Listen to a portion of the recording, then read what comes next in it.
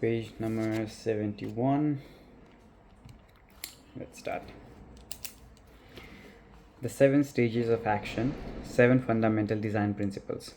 The 7-stage model of the action cycle can be a valuable design tool, for it provides a basic checklist of questions to ask. In general, each stage of action requires its own special design strategies, and in turn, it provides its own opportunity for disaster.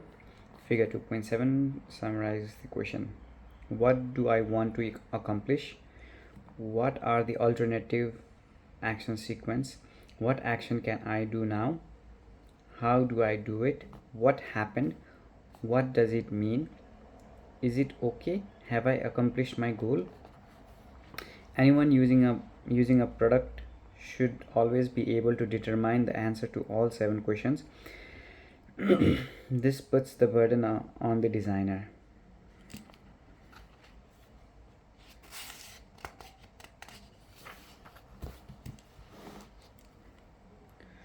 To ensure that at each stage the product provides the information required to answer the question.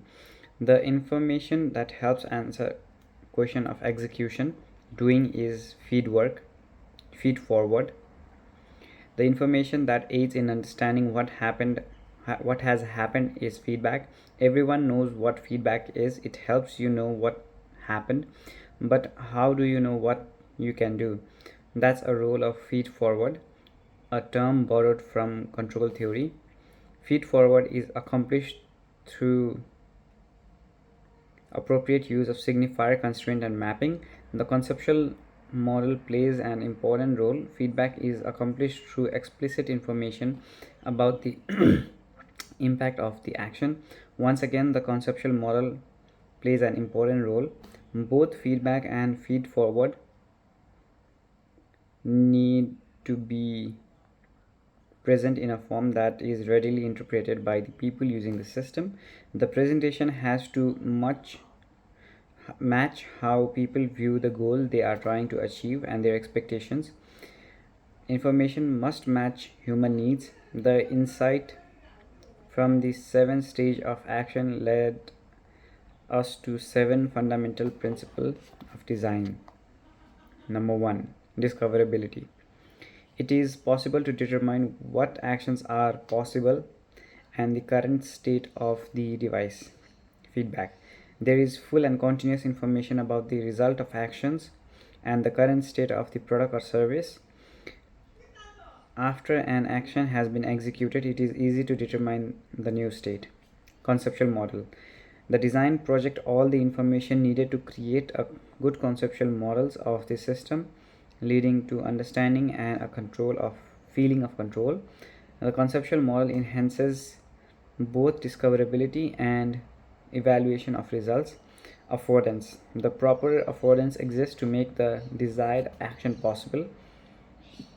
Signifiers. Effective use of signifiers ensure discoverability and that the feedback is well communicated and intelligible. Mapping. The relationship between control and their action follows the principle of good mapping, enhanced as much as possible through spatial layout and temporal contiguity. Constraint. Providing physical, logical, semantic, and cultural constraint guides action and ease interpretation.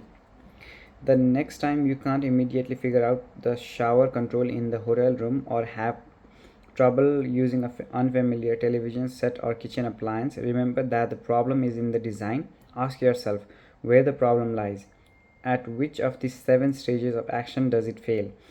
Which design principles are deficient? But it is easy to find the fault. The key is to be able to do things better. Ask yourself how the difficulty came about. Realize that many different group of people might have been involved, each of which might have had intelligent, sensible reason for their actions.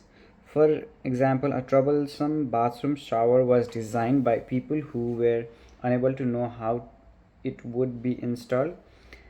Then the shower control might have been selected by a building contractor to fit the home plan provided by yet another person. Finally, a plumber who may not have had contact with any of the other people did the installation. Where did the problem arise? It could have been at any one or several of these stages. The result may appear to be poor design, but it may actually arise from poor communication. One of my self imposed rules is don't criticize unless you can do better. Try to understand how the faulty design might have occurred. Try to design how it could have been done otherwise. Thinking about the cause and possible fixes to bad design should make you better appreciate good design. So the next time you make across a well designed object, one that you can use smoothly and effortlessly, or on the first try, stop and examine it. Consider how well it masters the 7 stages of action and the design principle of design. Recognize that most of our interaction with products are actually interactions with a complex system. Good design requires consideration of the entire system to ensure that requirements, intentions, and desire at each stage are faithfully understood and respected at all the other stages. That's the end of chapter 2, the psychology of everyday action. Now, the new chapter is knowledge in the head and in the world. Knowledge in the head and in the world. A friend kindly let me borrow his car, an older classic Saab. Just before I was about to leave, I found a note waiting for me. I should have mentioned that to get to the key out of ignition, the car needs to be in reverse. The car needs to be in reverse. If I had not seen the note, I would never have figured that out. There was no visible cue in the car. The knowledge needed for this trick had to reside in the head. If the driver lacks that knowledge, the key stays in the ignition forever. Every day we are confronted by numerous object devices and services, each of which requires us to behave or act in some particular manner. Overall, we manage quite well. Our knowledge is often quite incomplete, ambiguous, or even wrong, but that does not matter. We still get through the day just fine. How do we manage? We combine knowledge in the head with knowledge in the world. Why combine? Because neither alone will suffice. It is easy to demonstrate the faulty nature of the human knowledge and memory. The psychologists Ray Nickerson and Marlene Aram show that people do not remember what common coin looks like, figure 3.1, even though the example is for the American cent piece, the penny. The finding holds true for currencies across the world, but despite our ignorance of the coin appearance, we use only money properly. Why the apparent discrepancy between the precision of behavior and the imprecision of knowledge? But not all the knowledge required for precise behavior has to be in the head. It can be distributed partly in the head, partly in the world, and partly in the constraint of the worlds. So the figure is these.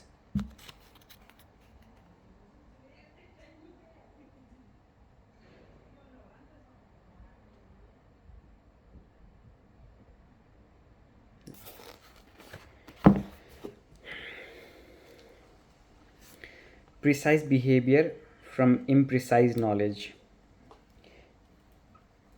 Precise behavior can emerge from imprecise knowledge for 4 reasons. 1. Knowledge in both in head and in the world. Technically, knowledge can only be in the head because knowledge requires interpretation and understanding. But once the world's structure has been interpreted and understood, it counts as knowledge. Much of the knowledge as a person needs to do a task can be derived from the information in the world. Behavior is determined by combining the knowledge in the head with that in the world. For this chapter, I will use the term knowledge for both what is in the head and what is in the world. Although technically imprecise, it simplifies the discussion and understanding. Number second, great precision is not required. Precision, accuracy, and completeness of knowledge are seldom required. Perfect behavior results if the combined knowledge in the head and in the world is sufficient to distinguish and appropriate choices from all others. Natural constraint exists in the world. That's the third point. The world has many natural physical constraints that restricts the possible behavior. Such things as in the order which parts can go together and the way by which an object can be moved, picked, or otherwise manipulated. This is knowledge in the world. Each object has physical feature, projection, depression, screw threads, appendage that limits its relationship with other objects, the operation that can be performed on it, what can be attached to it, and so on. Knowledge of culture, constraint, and conventions exist in the head. Number 4. Culture, constraint, and conventions are learned artificial restrictions on behavior that reduces the sets of likely action, in many cases leaving only one or two possibilities. This is knowledge in the head. Once learned, these constraints apply to a wide variety of circumstances. Because behavior can be guided by the combination of internal and external knowledge and constraint, people can minimize the amount of material they must learn, as well as the completeness, precision, accuracy, or depth of the learning. They can also deliberately organize the environment to support behavior. This is how non-reader can hide their inability even in situations where their job requires reading skill. People with hearing deficit or with normal hearing but in a noisy environment learn to use other cues. Many of us manage quite well when in novel, confusing situation where we do not know what is expected of us. How do we do this? We arrange things so that we do not need to have complete knowledge, or we rely upon the knowledge of the people around us, copying their behavior or getting them to do the actions required action. It is actually quite amazing how often it is possible to hide one's ignorance to get by without understanding or even much interest. Although it is best for people have considerable knowledge and experience using a particular product, knowledge in the head, the designer can put sufficient cues into the design, knowledge in the world, that good performance results even in the absence of the previous knowledge. Combine the two, knowledge in the head and knowledge in the world, and performance is even better. How can the designer put knowledge into the device itself? That's, we finish page number 76, and we'll continue this tomorrow. Thank you.